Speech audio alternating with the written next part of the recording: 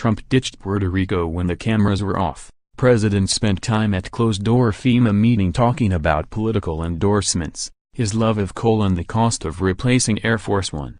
Behind closed doors at his hurricane preparedness briefing, President Donald Trump ditched the talk of storm preparation and, instead, bragged about his popularity, proclaimed his love of coal, shared his optimism about the upcoming North Korea summit, and boasted of the billions he saved on the cost of replacing Air Force One. In front of the cameras, Trump, in prepared remarks at Wednesday's gathering, thanked his administration officials for laying the groundwork for the 2018 hurricane season and reassured First Lady Melania Trump, in her first media-attended event since her kidney surgery, "The people of our country love you." But after the media left the briefing at the Federal Emergency Management Agency headquarters, the president launched into a soliloquy on a range of topics and bragged about what a great job he was doing. The roving topics of Trump's talk included his musing about his upcoming June 12 meeting in Singapore with North Korean President Kim Jong-un. "It's an interesting journey. It's called the land of the unknown, who knows? We'll maybe make a deal. Maybe not. As I say to everybody, are you going to make a deal?" Trump said, according to audio of a meeting obtained by The Washington Post.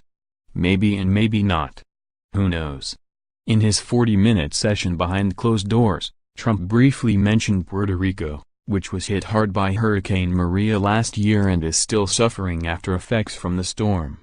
A new Harvard study estimated more than 4,600 people died in the aftermath. His administration was heavily criticized for its response to the storm, where thousands still remain without power in the U.S. territory.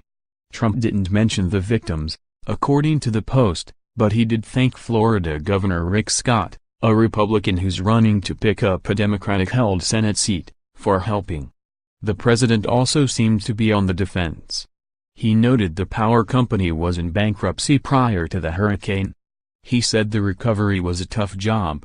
Trump did visit Puerto Rico in October of last year, after the storm. But he spent his time before his trip launching a Twitter tirade on San Juan Mayor Carmen Yulín Cruz for not doing a good job. The visuals from his visit didn't get the most positive press. He threw paper towels and toilet paper to people during a visit to a church and said Hurricane Maria wasn't a real catastrophe like Hurricane Katrina. But his mind moved to new topics during his time at FEMA Wednesday. When Deputy Secretary of Defense Patrick Shanahan, who was attending the briefing, began to speak, Trump, within a mere 10 seconds, moved the conversation to negotiating airplane prices. He complained the government was getting ripped off on ships and planes because the ordering process for the military is so bad. "It's not a competitive bid. We saved $1.6 billion on Air Force One," he said. "Can you believe it? I got involved in the negotiations." The press refuses to report that, but that's okay. People were really surprised. In February, Trump and Boeing struck a deal for 2 new Air Force One planes for a total price tag of $3.9 billion. The White House quickly touted the deal as saving more than $1 billion from the original estimate of $5 billion. President Trump has reached an informal deal with Boeing on a fixed-price contract for the new Air Force One program, White House spokesman Hogan Gidley told CNN at the time. Thanks to the president's negotiations, the contract will save the taxpayers more than $1.4 billion. But it isn't clear where the money was saved. The new Air Force One project was estimated at $4 billion in December 2016, after Trump won the election but before he took office. In February 2018, when the deal was announced, the White House and Boeing said that information was wrong, and the original cost was actually $5 billion.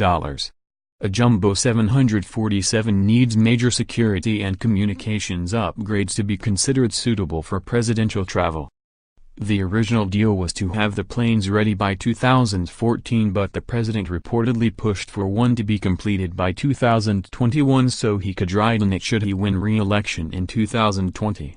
After bragging about his cost-cutting prowess at his hurricane preparedness briefing, Trump went on a tangent about what he views as unnecessary military equipment, citing aircraft technology as an example. Part of it is, they want to have all new. Instead of having the system that throws the aircraft off the ship, which was always steam, he said. They now have magnets. They're using magnets instead of steam. They spent hundreds of millions of dollars. I'm hearing not great things about it.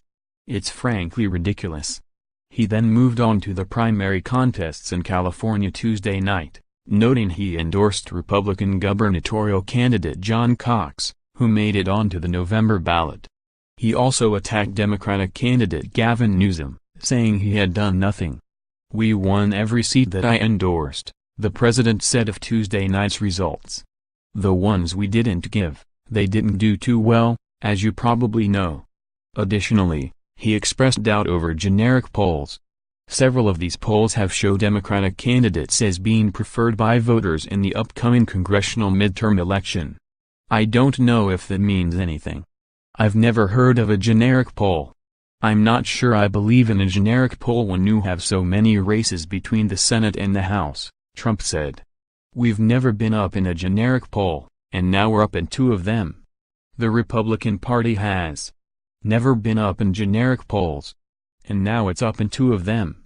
He also told Energy Secretary Rick Perry, who was present, to make an announcement about helping coal companies. "I'd love to put it out, clean coal, nuclear, it's a very important message," he said. He also told Perry have a news conference. Perry agreed. But Trump also wanted to emphasize to all his administration officials at the briefing and those listening via secure conference line that he, and they, were doing a great job. "I understand a big story is being done in a major newspaper talking about what a great cabinet this is," he said, without specifying which news outlet. "What a great cabinet this has turned out to be. Our level of popularity is great," he added.